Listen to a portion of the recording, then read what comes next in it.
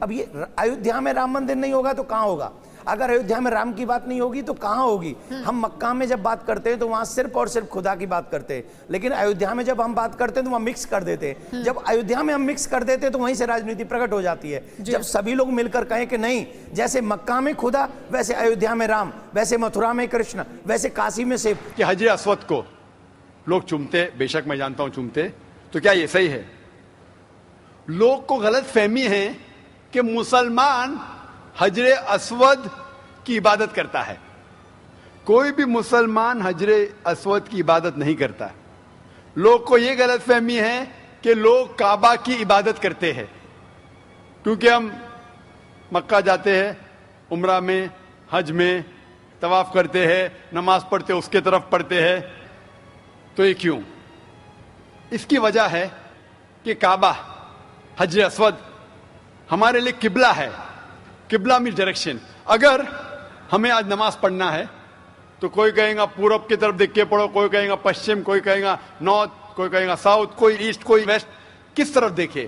تو یکسانیت کے لیے ہم سارے لوگ کعبہ کی طرف منہ کر کے نماز پڑھتے ہیں، فار کانگریگیشن، فار یونٹی۔ تو اگر ہم نارتھ میں رہ رہے تو ہم ساؤتھ کی طرف دیکھ کے نماز پڑھتے، ساؤتھ میں تو نارتھ کی طرف، ایسٹ میں تو ویسٹ میں، ویسٹ میں تو ایسٹ میں۔ اور ہم جانتے ہیں کہ جب مسلم کارٹوگرافرز نے پہلی بار جب ورلڈ میپ ڈرا کیا تھا تو ساؤتھ پول اوپر تھا، نارتھ پول نیچے، اور کعبہ بیچ میں تھا۔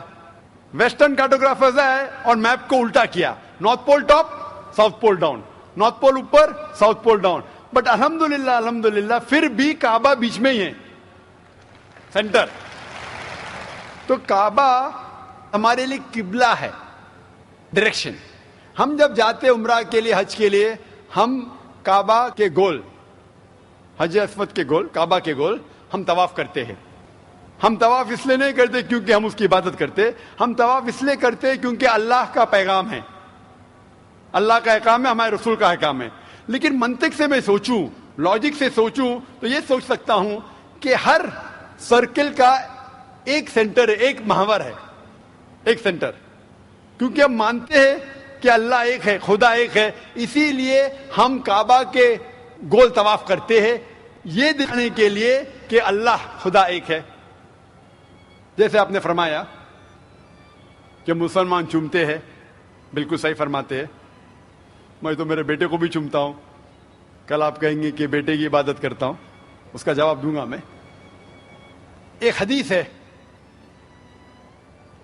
صحیح بخاری کی، والیوم نمبر 2، حضرت عمر رضی اللہ عنہ جو سیکنڈ خلیفہ تھے اسلام کے، وہ یہ حجر اسود کو دیکھ کے کہتے ہیں کہ یہ کالا پتھر نہ ہی میرے لیے کچھ اچھا کر سکتا ہے، نہ میرے لیے کچھ برا کام کر سکتا ہے، کیونکہ میرے آخری رسول محمد صلی اللہ علیہ وسلم سے چوما، اس سے میں چوم رہا ہوں۔ It can neither benefit me, it can neither cause me harm.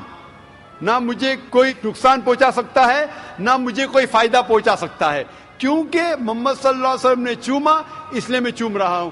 یہ الفاظ دوسرے خلیفہ حضرت عمر رضی اللہ عنہ کے کافی ہے بتانے کے لیے کہ ہم مسلمان حجر اسود کی عبادت نہیں کرتے۔